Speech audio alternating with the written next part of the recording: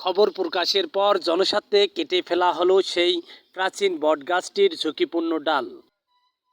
লালমনিরহাটের ভাটিবাড়ি সরকারি প্রাথমিক বিদ্যালয়ের মাঠের প্রাচীন বটগাছের ঝুঁকিপূর্ণ ডালগুলো কেটে ফেলা হয়েছে।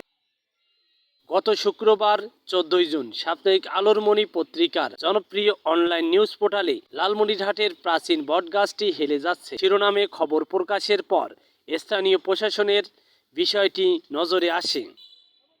বৃহস্পতিবার 20 জুন প্রাচীন বটগাছের ঝুঁকিপূর্ণ ডালগুলো কেটে ফেলেছেন।